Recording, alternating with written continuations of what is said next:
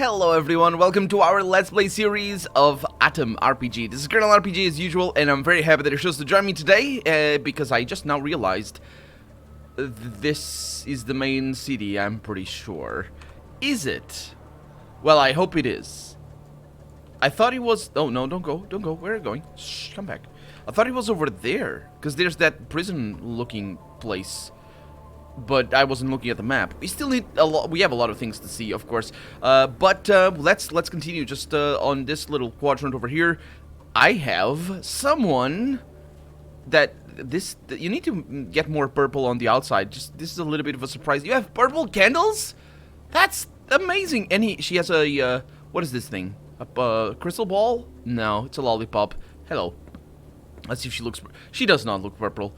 No, actually, it makes sense. It is a realistic representation of her character model, at least in the colors of the you know, the showl, whatever. In the dim lit place, you don't immediately notice a dark-skinned, thin woman leaning over a crystal ball that's glowing from the inside. Slowly, the woman takes her gaze away from the crystal and raises her eyes, full of mystery, at you. She takes her time to speak. Her voice is deep and a bit husky. I don't know what husky means. I should have known. I should know what this is. There's a woman in a song. She's not ominous. It's fine. There's a woman in A Song of Ice and Fire who is mostly described as husky sounding by the point of view character in those particular chapters, and I never really knew if this is supposed to be like the voice fry thing, or is it just I don't know. It's like, I know what a husky dog is, but that's not the same thing. I don't know, so I'm just gonna. It's fine. Another traveler dared to visit the cell of the enchantress and clairvoyant fortuneteller Sarah. Are you brave enough to learn your future? To receive a priceless advice about what you need to do to win the favor of Mistress Fortune? Or perhaps you want to purchase amazing lucky charms, can I? Oh, that's cool! The button is lit! That is amazing. That's great, because I was clicking on it before, and that's actually not the button. This is the button. Oh, this is fantastic. That's proper stuff. I didn't notice that before. I should have. And we have an eyeball amulet over here. Requires less than 4 intelligence. I think there's a commentary there. But it does work, so that's also interesting. So questions are raised. I'm not too dumb, so this doesn't work on me. These just work. The other stuff. But she doesn't have money, which is a bad thing. Which amulet? Because that one is not. Oh, sure. Let's see. Wait, perhaps you could first answer a few more trivial questions? Alright then, she says. Ask your questions, traveler. But by asking them, you're also giving answers. Remember that. Oh, I'm sure I've been giving answers ever since I came in here. If you're really a fortune teller. Because if she is, she's a... What? There's a word for... she's like, she can read just telltale signs about... It's a thing. You know what? You probably know what I mean. And if you don't, never mind. How do you like telling fortunes in Krasnoznamy? And I gained experience. Fantastic. There's no point to make it a secret, handsome. They don't let me into the town. Yeah, because we're not in Krasnoznamy. That's important to remember. This is the outskirts. They sometimes refer to it as the border and other words that are not outskirts. But these are the outskirts. They suffocate me with taxes! ! The big cheeses. That's not a thing. But I think I know what she means. In the Chamber of Commerce, detest my trade. What can I do? I make money with the talents I have. Yeah. Well, yeah. As con artists go, you're probably the least. Well, actually, I can't even say that she's a con artist. These things actually work, so she's not. So can I learn to foretell the future? Would you like to? I'm sorry, but this talent only passes woman to woman in my family. Strangers simply can't figure out this intricate and mysterious art. Okay, well, tell me about your lovely town. Handsome, I wish you knew what a dark place you've just called a lovely town. Krasnoznamy was built on an ancient burial ground. Haven't you heard all the stories where this is exactly the premise of all the things? It's been cursed since its founding, she says.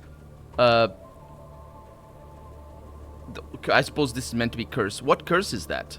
The fortune teller sighs and beckons you closer. My mother told me about it, and my grandmother told her, and she heard it from my great-grandmother, and so on. Because this city is from before the war. It's important to remember. And so on. The thing is, the city's founder, Count Orevsky, built it in the place where there once was an ancient dolmen, which is indeed a burial thing. In it were the remains and bronze weapons of some ancient warriors. The locals warned the Count not to disturb the bones, but he turned out to be too hot-headed. He didn't listen to the wise old man and built this town where he intended to. As for the dolmen, he ordered to disassemble it and move it to the capital. It's important to note that just because there were weapons in a... more importantly, just because somebody from the Bronze Age had weapons and used weapons for war doesn't mean they were warriors. There's the notion that there's a distinction between military and other things is a feudalistic notion, or at least the origins. Not necessarily feudalistic, actually. The roots are before that. But what I'm saying is, at least in Western Europe, which we are not in, the distinction is very tenuous. Pretty much everybody had weapons. That's just a thing. Usually spears, but you'll see arrow tips and and daggers, and swords is a little bit more difficult. Swords are really they're not. Swords are interesting because they are not very effective despite their fame and popularity, and also they're very difficult to make. So it's no wonder why they're considered symbols of statute throughout different ages. Anyway, however, it never reached the capital, she says. The story goes that the skeletons came alive in the carts, grabbed their swords and axes, and slaughtered all the soldiers that were transporting them. And the town has been cursed ever since. Anyone who dies in it can't pass away in peace. They roam the earth like ghosts and echoes of distant memories, and that's probably where she got her experience talking to ghosts. Or something. Maybe not. Also, it's important to know that the skeletons... I don't know of a single example where a dolmen was found with skeletons inside. Then again, I haven't looked, but I know of many dolmens, at least here in Portugal, and none of them had remains. But there's reasons for that as well. Even buried dolmens didn't have remains, because they just they rot away. It's very hard to preserve bones for millennia. So, some stories you have. So what are the rumors in the area? Because that was not obviously that wasn't a rumor. I've heard that there's a fight for power in Paragon. If only any of its authorities came to me for magical help, she says, this squabble could have been put to an end. It's actually interesting. Well, they probably have other magic people helping them, because that actually happens in history and in reality, and it's a lot more common than people might think. Wait a minute. I thought I was gonna... thought I was gonna ask for to buy thing. Let's see. I've heard there's a fight for power in Paragon. I'm listening. Let's change the subject. So I just changed the subject a bunch of times. Okay. Well, I'll leave you then. Thank you very much for your help. Yeah, it's a lot more common than some people, or than most people. I don't know. Haven't looked at stats of what most people think, but yeah, it's it's very common for maybe not necessarily governments, but even governments to ask for magical help. Let's put it like that, because that's basically what it is. It's magical thinking. It's magical all the things. Also, I see you there. I can't get you, though. But I see you. You're there. I would get you, but I can't. Yeah, it's beneath the collision mesh. A shame. Hello, sir. Oh, yeah, you. Okay. Don't get close to that car. It's dangerous. I'm pretty sure I also didn't look everywhere in this particular quadrant of the city. But yeah, like for even like big football clubs and associations and stuff, people with money to waste, basically. It is very common. It's just really weird. I think everybody can agree that it's weird because there's many ways to tell the future. So even if you personally believe in one way to tell the future, you're not gonna believe in all the ways. It's like it's one of those things that there's some way that you're definitely gonna disagree, and you're like, that's not how you do it, even if you agree with the general premise. So yeah, that's what I mean. Okay, so we came in through here, didn't we? Yeah, we did. It's kind of interesting that did we? I'm gonna say we have. Oh no. Okay, that's KRE. That's. I think that's an E. Stands for an E, maybe. I don't know. These things don't open though. Let's look around the building. Excuse me. There's nothing here though. Hey Lennon, how's it going? Just jogging around Krasnoznamy. Look at them, they have cars. I want those cars. I don't know what they are, but they're cool. They're good. They look good. They seem to work. I want that.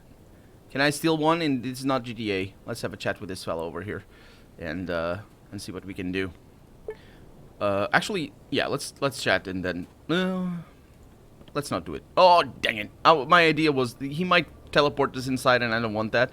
But more importantly, I still need to see the west part of the town, if this is the west. You see a tall, strong man in heavy armor and Ushanka hat. He turns to you while simultaneously grabbing an automatic rifle hanging from his neck. Well, the entrance to the city costs 30 rubles. It's a fee. Yes, I realize what that... yes. 30. Well, that's not too bad indeed. I'm gonna... yeah. That's a ripoff. Give me a discount. No speaking out of line. It's not a reap-off, as you call it. It's our standard price. Surely you don't think that any street rat can freely walk into our city? The guard gives you an angry look. Suddenly he blinks, as if having noticed something important about you. Yeah, he noticed I'm a street rat, most likely. His eyes suddenly widen as he quickly steps back from you. He looks genuinely, or at least it seems so. Yeah, he looks. That's what it seems, and looks is basically the same thing. He looks genuinely terrified. Oh my, how come I didn't notice it straight away? You have Krasnov's syndrome. No way. I can't let a sick man into the city. Epidemic is the last thing we need. I would like to ask, normally I would ask what symptoms did he see on me?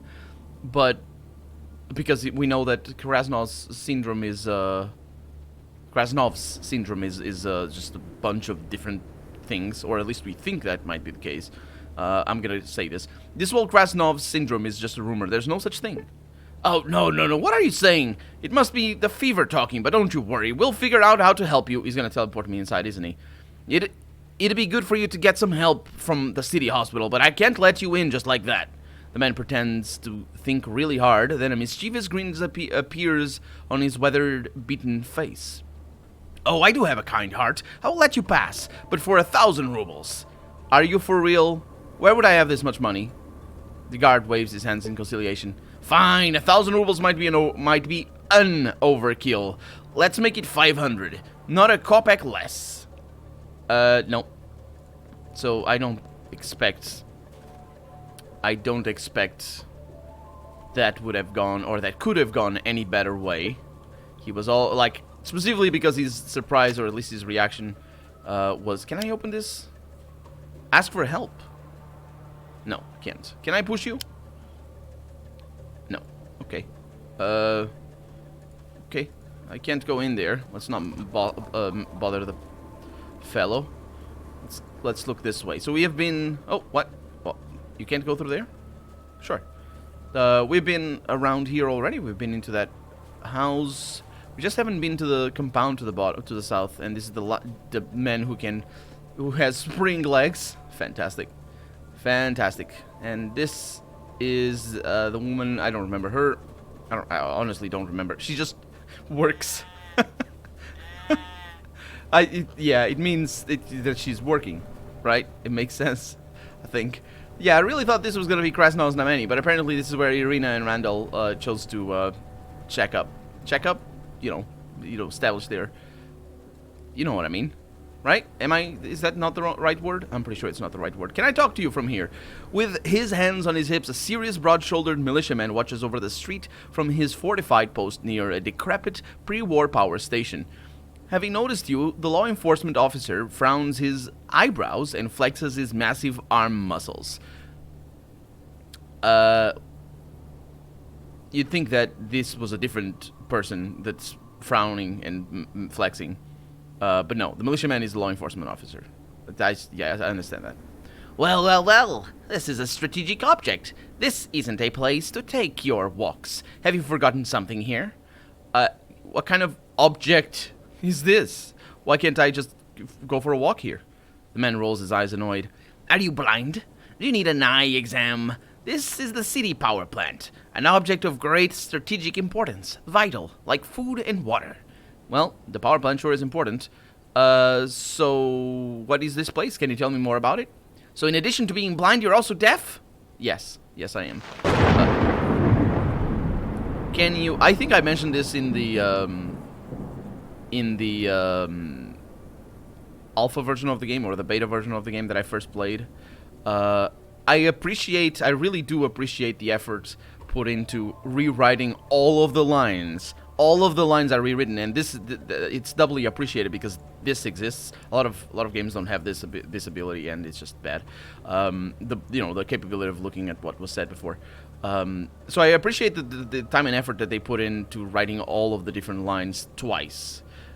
But honestly, that would have been better spent in making more lines. And even if you just ask the same question over and over again, it's not like, this is a bad game. You can ask the same question over and over again and he says the same thing, because that's what happens anyway. So, and these lines, honestly, they are of very, very limited value. It's just sort of interesting. But anyway, can you tell me any gossips or rumors or any of the local folklore? I don't have any folklore, but I have a lead. Some people from out of town speak about a noble serial killer that has appeared in the north. His name is Hybris, or Hybris? Something like that. He killed a popular singer who became too full of himself, and some pushy politician, and then a mobster who has lost all shame. People say, be more humble and Hybris won't touch you. Damn it. I even had a change of heart about asking for a promotion after hearing this story.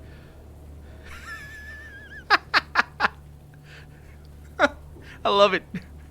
Okay, first off, it's not called a noble serial killer, although I don't necessarily disagree with that. I mean, I don't necessarily agree either, but it's not that I have anything against that definition. It's called a vigilante. But I understand what he means, though. What I find really funny is the fact that he thinks, or he has been taught, that asking for a promotion is somehow an evil thing to do. It's sort of interesting. I wonder what the subtext of that is. I can't really tell. I what I mean is, I wonder the implications of this for his character, or even for the writer. What you can glean from this particular line. I don't know. I don't really have the context here. I have a feeling there's no joking around with this killer. Yeah, if you're a singer, oh boy, God help you. And what was the other one? The mobster. He did kill a mobster. Okay, so that, yeah, pushy politician, big deal. A mobster though, that's okay. So tell me he kills a deathclaw. Oh, no, I'll be careful with that. So why are you so angry? Even though you are not. You're standing there looking ready to jump me. Apparently he is.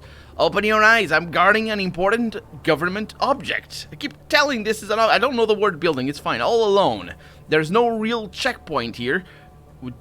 It's all one word. No security guards, and the only thing we have to scare off the tourists and the hobos are my rude words. There, I see a security... Open your eyes, man. I see a security guard right in front of me. Also, you have a rifle, so that you can also scare them with that. And these people, they seem... This place seems to be very... what's the word? Yeah,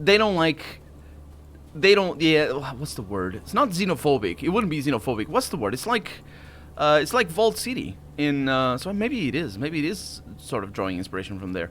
Except not as blatant. So I kind of like that. I like things that are not blatant. But yeah, Vault City is not necessarily xenophobic, even though it is the dynamic that's going on in there. If you've ever played Fallout 2 and know what I'm talking about. These guys are very upset with hobos, and what's the other one? The guy that wants to charge me 500 rubles to get into the city? Rats or something, he used the word. This is the power plant. Apparently there's a generator in here. Also, let me check if I have the money. I do have the money to pay to get in. Fantastic, that's good. Otherwise I'd be screwed. Okay, hi. A tired man, his face covered in coal dust, blinks fearfully and wipes his dirty hands on his trousers. He snorts and gives you a questioning look. You see a badge pinned to his uniform. Simeon. Oh, Simeon Lapushkin. Look, man, I'm working now. If you have a question, go talk to the boss. Oh, dang it, I gave you a nice voice. Okay, it's gonna be this guy's voice. And he didn't say anything. A tired, sweaty man walks around the coal power plant with a disgruntled facial expression. He looks at the machinery, sometimes at the huge furnace, sometimes at the large pile of coal near it, sometimes at different little gadgets or mechanisms that are stationed all over the place. No comma there. When he notices you, he nods in a greeting and wipes his forehead. Hey, they expect me to work in such an environment. Everything is falling apart and there's no real supply of coal. There's no... the problems with the shipments of coal? Buddy boy? Well, sure. What's wrong? See, since the old mine down east depleted, we have to get the coal from the north through Paragon. And I'm guessing you already know what kind of place Paragon is, because of it, we don't get the shipments on time. Krasnoznamy blacks out constantly, and everyone blames me for that, since I'm the head of this plant here. Well, crappy situation indeed. Want some help? Yeah. Hey, maybe you could do something about our troubles. Even though Want some help? I'm gonna ask. Someone, he says, someone needs to speak with a guy responsible for the coal shipments who sits somewhere in the Chamber of Commerce bunker. I would do it myself, but I can't leave my post even for a minute. Which must be terrible in the night because of the blight that you need for... Sure. So where should I look for him, even though you just told me? In the Chamber of Commerce bunker. Nobody can get inside the thing, though. But you look like the type of guy who won't be stopped by that. Stopped by that. The man you need to chat up is Alexander Sablin. Okay. Yeah, that's all what I want to hear. Tell Sablin he needs to do something about Paragon. You're my only hope now. So tell me about yourself, electrician. Came here from the north with the first wave of immigrants. Hate this climate, but I'm alive, so I guess it's not all that bad. I suppose it might be the rain. Is it the rain? It can't be the rain, is it? I mean, the north would be colder. So does it like snow? Tell me about your city. I rarely get the time to walk around Krasnoznamy and really get the feel of it. But still, I can say that it's a good place to live. We have a semblance of law. There are militia men on the streets. There are places for tourists and visitors. You can visit a bookstore and a gambling hall. There's a lot of stuff. Oh, I am really curious, though. I am really curious to see the inside of the city. Oh, in the bookstore. We absolutely need to do that. Tell me about this here power plant. What's there to tell? It's an average coal plant. Old people say it stood here even before the Great Revolution! ! But I never found the construction dates myself, and I don't really know architecture that well. Yeah, yeah. I suppose. Any rumors? People say there are problems with the coal shipments from Paragon. I say there are problems. Because of some feud that... Oh, no. Right. The coma shouldn't be there. Because... Or actually, that should be rephrased. He's saying that the problems are because of some feud they have back there. No matter what anyone does, they still continue to continue the infighting, he says. Now, if they'd accept the rule of the Chamber of Commerce, nah, that would have been even worse. Too much plutocracy that way. I wish I was smarter than I am and knew what plutocracy means. And by the way, thank you to all of you who tell me things in the comments regarding things, because I do look up some stuff and then some other stuff I forget. So like the other day somebody was telling me about I forgot already, but yeah, anyway, a thing that I had thought of in the episode but then forgot to look up So I do read all the comments. I will look up plutocracy though, but for now I'm just gonna say that this word scares me. Well, doesn't scare me, it's fine. Remember how I said that this game doesn't understand what bureaucracy means? Well, if plutocracy is somehow related to bureaucracy, or paperwork, or in any way related to the fact that people with if that is indeed paperwork, then I'm gonna take it back. If plutocracy is just the rule of the people with the paper, not with the green paper, with the normal paper that you write in, then I will take it back and I will say this game understands what bureaucracy is, but I have another question. Oh, look at that, they didn't rewrite the rumors. They do rewrite these. No, they don't. Oh, okay, that's also really cool then. Okay, they didn't go through the trouble of rewriting every single line. That's good, that's good. Maybe these ones up here. Yeah. Oh, look at that. Good stuff. I like it. Okay, let's change the topic. So I want to talk about the shipments. Yeah, but I can't. Okay. Well, we have a quest. And did he wave at me? How nice. So let's have a chat with him. Yeah, he doesn't know anything about the shipments. And we are out of time for the day. So that's gonna be that. I'm Colonel RPG, and this has been ATOM RPG. I really hope you've enjoyed it. And if you did, go ahead and leave a comment. Like the video if you want to see the next episode come out sooner rather than later. But above all, thank you so much for watching, and I hope I'll see you next episode. Bye-bye.